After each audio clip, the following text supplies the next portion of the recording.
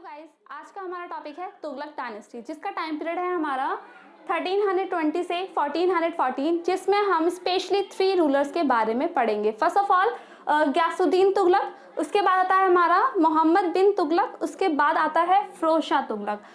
इसमें जो main rulers हैं वो यही 3 हैं। उसके बाद और भी रूलर्स हैं, लेकिन वो बिल्कुल भी इम्पॉर्टेंट नहीं है, तो उसके बारे में हम डिटेल में नहीं पढ़ेंगे। हम बस ये जान लेते हैं कि इसका लास्ट रूलर कौन था, दौलत खान। ठीक है, अब हम स्टार्ट करते हैं गयासुद्दीन तुगलक से, जिसका सबसे पहले हम लोग टाइम पीरियड देखेंगे। टाइम पीरियड क्या है इसका, 1320 से 1325। ठीक, अब टाइम पीरियड तो हमने देख लिया, थोड़ा सा इसका बैकग्राउंड देख लेते हैं कि गयासुद्दीन तुगलक कौन था। ठीक, अब गयासुद्दीन तुगलक कौन था, अभी कौन था, हम लोगों ने लास्ट क्लास में पढ़ा था। क्या पढ़ा था, खलजी डायनेस्टी पढ़ी थी। खलजी डायनेस्टी का जो लास्ट रूलर था कौन था, खुसरो शाह। ठीक है, खुसरो शाह को मार दिया था, किसने मारा था, गाजी मलिक ने मारा था। किसने मारा था, गाजी मलिक ने। और गाजी मलिक ने अपना नेम चेंज किया और नेम चेंज करके क्या रख लिया, गयासुद्दीन तुगलक। ठीक, अब गयासुद्दीन तुगलक से वो क्या करेगा, तुगलक डायनेस्टी स्टार्ट करेगा, स्टैब्लिश करेगा। ठीक, तो इसमें जो हमारा तुगलक डायनेस्टी में जो फर्स्ट पॉइंट आता है किससे रिगार्डिंग, गयासुद्दीन तुगलक से रिगार्डिंग, तो फर्स्ट पॉइंट है हमारा founder of Tughlaq dynasty, founder of Tughlaq dynasty. और नेक्स्ट पॉइंट है हमारा first to start irrigation work. कहने का मतलब ये है कि फर्स्ट पॉइंट में हमने देख लिया, क्या देखा कि जो गयासुद्दीन तुगलक है वो कौन है, तुगलक डायनेस्टी का फाउंडर है। ठीक है, तुगलक डायनेस्टी को स्टैब्लिश करने वाला पर्सन है। और सेकंड पॉइंट में हम लोगों ने देखा, क्या देखा कि गयासुद्दीन तुगलक फर्स्ट ऐसा रूलर है जिसने क्या किया, इरिगेशन वर्क स्टार्ट किया। क्या किया, इरिगेशन वर्क स्टार्ट किया। अब नेक्स्ट पॉइंट आता है हमारा बिल्ड फोर्ट। अब इसने फोर्ट बिल्ड कराया था, कौन सा, तुगलकाबाद। ये एक स्ट्रॉन्ग फोर्ट था जो उसके फर्दर एम्पायर को बढ़ाने में, ठीक है, एम्पायर को बढ़ाने में इसने इस फोर्ट से बहुत सारे वॉर्स लड़े थे। ठीक है, और ये तुगलकाबाद कहाँ पर है, नियर दिल्ली। अब जो हमारा रूलर है, कौन सा रूलर, गयासुद्दीन तुगलक। ठीक है, इसके कुछ ट्रबलसम रिलेशनशिप थे। कहने का मतलब यह है कि इसका जो रिलेशन था ना, कौन से किस पर्सन के साथ, सूफी सेंट शेख निजामुद्दीन औलिया। ठीक, किस पर्सन की बात कर रही हूँ मैं, शेख निजामुद्दीन औलिया के साथ किसका, गयासुद्दीन तुगलक का जो रिलेशन था, ठीक है, वो बिल्कुल अच्छा नहीं था, थोड़ा हॉस्टाइल था, थोड़ा दुश्मनी सा था। ठीक है, that due to collapse of wooden structure. अब ये कहा जाता है कि जो गयासुद्दीन तुगलक है, ठीक है, वो मर गया था। कैसे मर गया था कि उसके ऊपर जो वुडन स्ट्रक्चर है वो गिर गया था। ठीक, अब गिरने की वजह से वो वहीं पे मर गया। अब ये कहा जाता है किसके अकॉर्डिंग, इब्न बतूता के अकॉर्डिंग, जो हमारा रूलर है गयासुद्दीन तुगलक वो मर गया था। ठीक है, लेकिन इब्न बतूता ने कहा कि जो गयासुद्दीन तुगलक है उसको मारा किसने था, उसके ही बेटे जौना खान ने। ठीक है, जौना खान ने ये सब कुछ कराया था। कहने का मतलब ये है कि उसको मरवाया था। ठीक है, अब जो हमारा नेक्स्ट रूलर आएगा वो कौन आएगा, जौना खान। कहने का मतलब ये है कि जौना खान ही अपना नेम बदल देगा, चेंज कर लेगा और क्या रख लेगा, मोहम्मद बिन तुगलक। कहने का मतलब ये है कि जो हमारा सेकंड रूलर है किस डायनेस्टी का, तुगलक डायनेस्टी का, वो कौन है, मोहम्मद बिन तुगलक। ठीक है, जिसका रियल नेम कौन सा है, जौना खान। अब इसका हम टाइम पीरियड देख लेते हैं। टाइम पीरियड क्या है इसका, 1325 टू 1351। ठीक है, ये टाइम पीरियड आपका जौना खान का हो गया, मतलब कि मोहम्मद बिन तुगलक का हो गया। अब जो हमारा रूलर है कौन है, मोहम्मद बिन तुगलक। ये माना जाता है कि ये इल फेटेड है। ठीक है, अब ये इल फेटेड है, उसकी किस्मत बहुत बुरी है, किस्मत बहुत बुरी है। ठीक है भाई, प्लस ये एक हाईली एजुकेटेड पर्सन था। अब ये थोड़ा सा लिंक बैठता नहीं है। बैठता क्यों नहीं है, क्योंकि एक तो किस्मत बहुत बुरी है प्लस हाईली एजुकेटेड है। ठीक है, अब वो जो हाईली एजुकेटेड होने की वजह से अपना एक्सपीरियंस है, अपनी जो नॉलेज है, वो क्या करेगा, वो अपने एडमिनिस्ट्रेशन में डालेगा। ठीक है, अपने एडमिनिस्ट्रेशन में अपनी एजुकेशन डाल के वो क्या करेगा, कुछ डिसीजंस लेगा। अब डिसीजंस लेगा तो उसने कुछ 5-6 डिसीजंस लिए तो बहुत सारे, लेकिन जो मेन है जिससे हमें ये पता चलता है कि उसकी किस्मत खराब थी, वो एक इल फेटेड पर्सन था, तो वो अभी हम आगे देखेंगे। ठीक है, तो सबसे पहला डिसीजन उसका क्या था, transferred his capital from Delhi to Devagiri. ठीक है, उसने अपनी कैपिटल चेंज कराई, मूव कराई, पॉपुलेशन मूव कराया, कहाँ से कहाँ, दिल्ली से देवगिरी में, ठीक है। अब दिल्ली से देवगिरी उसने कैपिटल चेंज कर दी, चला गया भाई देवगिरी। देवगिरी में जाने के बाद 2 साल हो गए, उसको रियलाइज होने लगा कि भाई देवगिरी अब सूट नहीं कर रही, ठीक है, उसकी कैपिटल बनने के लायक नहीं है। क्यों लायक नहीं है? उसने पहले सोचा क्यों था चेंज करने के बारे में? इसलिए सोचा था, उसने सोचा कि भाई उसका एडमिनिस्ट्रेशन, उसके एम्पायर का एडमिनिस्ट्रेशन अच्छा हो जाएगा। कैसे अच्छा हो जाएगा? अगर वो अपनी कैपिटल चेंज कर लेता है, वो देवगिरी से एडमिनिस्ट्रेशन बहुत अच्छे से कर सकता है, ठीक है। लेकिन हुआ क्या, ये जो उसका पॉइंट ऑफ व्यू था एडमिनिस्ट्रेशन का, उसके लिए तो उसने चेंज कर दी, लेकिन वहाँ पे जो सिचुएशन थी, कहाँ पे, देवगिरी में, वो अच्छी नहीं थी। किसके रिगार्डिंग? किसके रिगार्डिंग? वाटर के रिगार्डिंग, ठीक है। मतलब वहाँ का जो वाटर सप्लाई था वो कम था, लैक ऑफ वाटर सप्लाई की वजह से उसने जो डिसीजन लिया था, कौन सा डिसीजन? ट्रांसफर का। कौन सा ट्रांसफर भाई? कैपिटल चेंज करने का, ठीक है, कैपिटल ट्रांसफर करने का। वो रॉन्ग प्रूफ हो गया, ठीक। अब रॉन्ग प्रूफ हो गया because of lack of water supply. अब उसने क्या किया, पहले तो क्या कराया था, कैपिटल चेंज कराई दिल्ली से देवगिरी। अब वहां पे जाके देखा सिचुएशन खराब है, किसकी वजह से? वाटर की वजह से, ठीक है। तो अब वो क्या करेगा, देवगिरी से वापस लेके आएगा पॉपुलेशन को, कहाँ लेकर आएगा? दिल्ली में लेकर आएगा। अब क्या होगा, अरे भाई जब ये वापस लेके आ रहा था ना, तो उस वक्त समर का टाइम था। अब समर का टाइम होगा तो क्या होगा, अरे इतनी गर्मी होती है, उसकी वजह से जो 2 प्लेसेस हैं, दिल्ली एंड देवगिरी, उन दोनों के बीच का जो डिस्टेंस है वो 1500 किलोमीटर से भी ज़्यादा है। अब जो पॉपुलेशन है वो क्या करेगी? ऑब्वियसली बात है कि इस डिस्टेंस की वजह से, और प्लस ये जो डिस्टेंस वो कवर कर रहे हैं, ठीक है, ये जो जर्नी वो कवर कर रहे हैं, कब कवर कर रहे हैं? समर टाइम में। तो उसकी बहुत सारी पॉपुलेशन, मतलब एक बहुत बड़ी पॉपुलेशन क्या हुआ, डेड हो गई, ठीक है। अब जो फर्स्ट डिसीजन था उसका वो प्रूव हो गया, क्या प्रूव हुआ? रॉन्ग प्रूव हो गया। अब नेक्स्ट पॉइंट क्या आता है? नेक्स्ट पॉइंट ये आता है कि इसने प्लान क्या किया, ऑक्यूपाई कर लेगा किसको? इराक को। इसने क्या प्लान किया कि ये ऑक्यूपाई कर लेगा इराक को, जब मोहम्मद बिन तुगलक ने मंगोल्स के साथ जो वॉर चल रहा था, उसको, मतलब जो अटैक कर रहे थे मंगोल्स, उसको पूरा अच्छे से सप्रेस कर दिया था। तो मोहम्मद बिन तुगलक ने सोचा कि वो क्या करे, इराक को अपने एम्पायर में मिला ले, ठीक है, उसने ये सोचा। लेकिन ऐसा नहीं हो पाया। अब ये जो डिसीजन था उसका, ये भी रॉन्ग प्रूफ हुआ। अब इसके पीछे स्टोरी है, क्या स्टोरी है?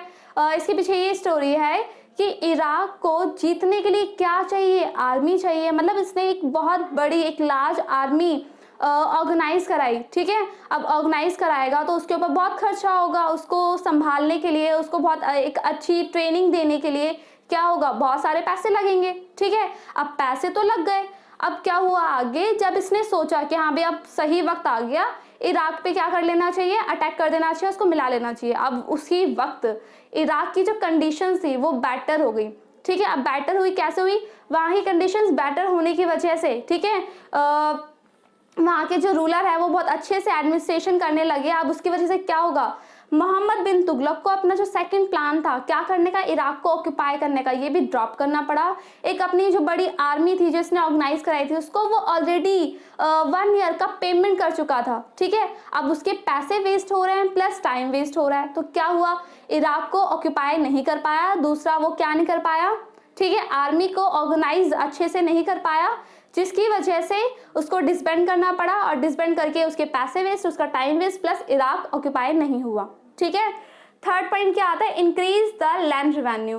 थर्ड जो डिसीजन इसने लिया, जो इल फेटेड और मतलब इल टाइम्ड प्रूफ हुआ, ठीक है। अब इल टाइम्ड प्रूफ क्यों हुआ कि जो हमारा रूलर है मोहम्मद बिन तुगलक, ठीक है, इसने सोचा कि अब इतना ज़्यादा लॉस हो चुका है, ठीक है, लॉस हो चुका है। कहने का मतलब ये है कि इसने इराक को ऑक्यूपाई करने के बारे में सोचा था ना, तो पैसे तो बहुत लग गए, क्योंकि इसने बहुत एक बड़ी आर्मी को ऑर्गेनाइज किया था, तो अब वो उसे पैसे चाहिए ना। तो पैसे फिर उसने सोचा कि लैंड रिवेन्यू से जो पैसे आते हैं उसको इंक्रीज कर दिया जाए। लैंड रिवेन्यू मतलब जो उसने टैक्स लगा रखा था उसको क्या करे, वो इंक्रीज कर दे, ठीक है। अब इंक्रीज करेगा तो क्या होगा, पैसे ज़्यादा आएंगे।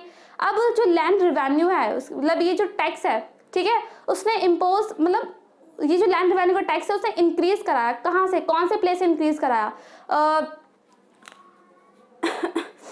जो फार्मर्स थे दोआब के, कहाँ के फार्मर्स थे? दोआब के फार्मर्स थे। अब ये दोआब क्या होता है? Land between Ganga and Yamuna, ठीक है। गंगा और यमुना के बीच की जो लैंड है उसको दोआब कहते हैं। दोआब के जो फार्मर्स थे उनकी जो लैंड रेवेन्यू से जो कलेक्ट होती थी उसको इंक्रीज कर दिया। अब दिक्कत क्या हुई? दिक्कत ये हुई कि फर्स्ट ऑफ ऑल फार्मर्स के ऊपर जो टैक्स है वो इंक्रीज कराया जा रहा है, ठीक है। तो इसका मतलब क्या है? वो एक कंडीशन अच्छी नहीं है, सिचुएशन अच्छी नहीं हुई फार्मर के लिए, ठीक है। दूसरी चीज़ ये है कि जो इसने लैंड रेवेन्यू इंक्रीज किया भी तो गलत समय पे किया। क्यों गलत समय पे किया? उस वक्त जो दोआब का जो प्लेस है वो बहुत बड़ी प्रॉब्लम से सफ़र करा था। कौन सी प्रॉब्लम्स? फेमाइन की प्लस प्लेग की, ठीक है। फेमाइन और प्लेग से वो सफ़र हो रहा था। अब ऑलरेडी वहाँ पे प्रॉब्लम्स हैं, अब उसके ऊपर लैंड रेवेन्यू और इंक्रीज कर दिया जाए तो फिर क्या होगा? वहाँ के जो फार्मर्स है उनकी कंडीशन बिगड़ेगी और फिर रूलर को क्या कहा जाएगा कि वो एक बहुत ही बेकार रूलर है, ठीक है। तो इसने जो अपना थर्ड डिसीजन लिया वो भी रॉन्ग लिया, ठीक है, मतलब गलत टाइम पे लिया। नेक्स्ट इसका होता है कि इन आइडिया ऑफ टोकन करेंसी। अब इसने सोचा कि चलो भाई, अब जो हमारा आइडिया था, कौन सा आइडिया था? लैंड रेवेन्यू को इंक्रीज करने का, वो भी इल टाइम्ड हुआ, ठीक है। अब इल टाइम्ड है तो हम कुछ और सोचते हैं कि और क्या कर सकते हैं, तो क्या करेंगे? फिर वो आइडिया लेकर आए टोकन करेंसी का। टोकन करेंसी का मतलब यह है कि उन्होंने क्या किया, जो कॉपर के कॉइन्स हैं, ठीक है, मैंने यहाँ पे लिखा है, क्या लिखा है? कॉपर के जो कॉइन्स हैं उसको इशू करना स्टार्ट कर दिया। अब इन्होंने जो किया, उस वक्त क्या चलते थे? सिल्वर और गोल्ड के कॉइन्स चलते थे, ठीक है। तो उस वक्त जो पॉपुलेशन थी वो क्या सोच रही थी? अरे वो ये सोच रही थी कि मेरे पास अगर सिल्वर और गोल्ड के कॉइन्स हैं तो हम क्यों एक्सचेंज करें उसको, मतलब सिल्वर और गोल्ड के कॉइन्स को क्यों एक्सचेंज करें? किसके साथ? कॉपर कॉइन्स के साथ, ठीक है।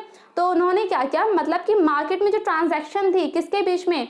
सिल्वर गोल्ड और कॉपर के बीच में, ठीक है। तो इन दोनों के बीच में जो ट्रांजैक्शन थी वो बहुत ही ज़्यादा रेयरली होती थी, बहुत ही ज़्यादा कम होती थी, ठीक है।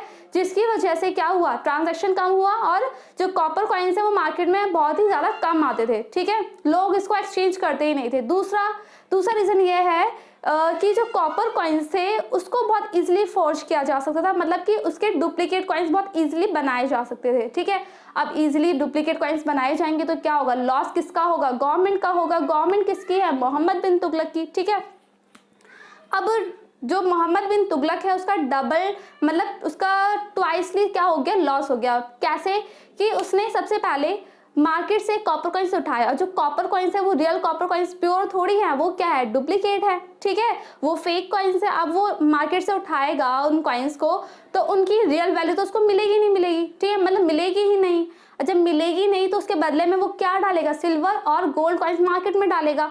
अब सिल्वर और गोल्ड कॉइन्स वो डालेगा तो वो कहाँ से वो पैसे यूज करेगा? अपने वेल्थ से, अपने ट्रेजर से, ठीक है। अब उसने जो सिल्वर और गोल्ड कॉइन्स है अपने ट्रेजर से पैसे निकाल के उन कॉइन्स को मार्केट में डलवाया, प्लस जो मार्केट से कॉइन्स उठाए थे, कौन से कॉइन्स? कॉपर कॉइन्स, वो तो ऑलरेडी फेक थे। तो इस वजह से उसका 2 बार क्या हो गया? लॉस हो गया, ठीक है। तो इस वजह से जो एक लास्ट और है, लास्ट कौन सा? कराचल एक्सपेडिशन, ठीक है। तो कराचल एक्सपेडिशन में भी सेम यही सिचुएशन थी। उसने डिसीजन लिया, डिसीजन जो क्या हुआ? रॉन्ग प्रूव हो गया, ठीक है। तो इसमें हमने क्या देखा कि जो मोहम्मद बिन तुगलक है वो एक इल फेटेड पर्सन था, लेकिन एक हाईली एजुकेटेड पर्सन था। कहने का मतलब ये है कि उसने बहुत कुछ किया अपने एडमिनिस्ट्रेशन को अच्छा करने के लिए, एफिशिएंट करने के लिए, ठीक है।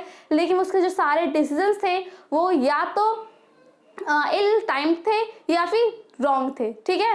मतलब तरीका उसका अच्छा था लेकिन गलत टाइम पर उसने वो तरीका अपनाया, ठीक है। अब नेक्स्ट चीज़ क्या आती है? नेक्स्ट चीज़ ये आती है कि इब्न बतूता कब आया था इंडिया में? कब आया था? 1334 में। अब 1334 किसका टाइम पीरियड है भाई? किसके टाइम पीरियड के बीच में आता है? मोहम्मद बिन तुगलक के बीच में, ठीक है। तो अगर क्वेश्चन आ जाए आपके एग्जाम्स में, क्या क्वेश्चन आएगा? यही आएगा कि किसके टाइम पीरियड में जो हमारा इब्न बतूता है वो इंडिया में आया था। तो किसके टाइम पीरियड में आया था? मोहम्मद बिन तुगलक के टाइम पीरियड में, ठीक है। और कब आया था? 1334 में। अब नेक्स्ट क्या आता है? इसे सेटअप किया था, क्या सेटअप किया था? दीवाने आमिर को ही, ठीक है। अब दीवाने आमिर को ही क्या होता है? ये होता है डिपार्टमेंट ऑफ एग्रीकल्चर, ठीक है। डिपार्टमेंट ऑफ एग्रीकल्चर जो एग्रीकल्चर से रिगार्डिंग सारे काम करेगा, ठीक है। और इस वक्त जो हमारा मोहम्मद बिन तुगलक था उसने एक और अच्छा काम किया। काम अच्छा क्या किया, इसने तकवी लोन्स देना शुरू कर दिया। तकवी लोन्स क्या होते हैं भाई, ये होते हैं लोन्स फॉर कल्टीवेशन, मतलब कि कल्टीवेशन के लिए, कहने का मतलब ये क्रॉप्स को ग्रो कराने के लिए, ठीक है। जो हमारा रूलर है, कौन है, मोहम्मद बिन तुगलक, उसने क्या किया, लोन्स देना शुरू किया, ठीक है। अब लोन्स देगा तो क्या होगा, फार्मर्स की हेल्प हो जाएगी, वो बहुत अच्छे से क्रॉप्स ग्रो करा सकते हैं, उसके बदले में उनको अच्छे पैसे मिल सकते हैं, ठीक है। तो इस वजह से इसका जो ये स्टेप था वो बहुत ही अच्छा था, ठीक। तो अगर आपके एग्जाम में आ जाए क्या आएगा कि तकवी लोन्स देना किसने स्टार्ट किया, तो मोहम्मद बिन तुगलक, ठीक। नेक्स्ट क्या आता है, इसने फोर्ट बनवाया और सिटी बनवाई। फोर्ट कौन सा बनवाया, आदिलाबाद, और सिटी कौन सी बनवाई, जहांपना, ठीक। अगर आपका क्वेश्चन आ जाता है तो आप बिल्कुल आंसर कर सकते हो, याद करना बहुत ही ज्यादा जरूरी है, ठीक। अब नेक्स्ट क्या आता है, ड्यूरिंग लास्ट डेज। अब जो हमारा रूलर है मोहम्मद बिन तुगलक, इसका टाइम पीरियड हम देख चुके हैं, क्या देखा, 1325 टू 1351। अब इसके टाइम पीरियड के लास्ट डेज में क्या हो गया, जो हमारा साउथ इंडिया था वो इंडिपेंडेंट होना स्टार्ट हो गया, ठीक है। इंडिपेंडेंट मतलब वहाँ के जो प्रोविंशियल किंगडम्स थे वो अलग होना शुरू हो गए, ठीक है। वो सेपरेट होना शुरू हो गए, किससे, दिल्ली सल्तनत से।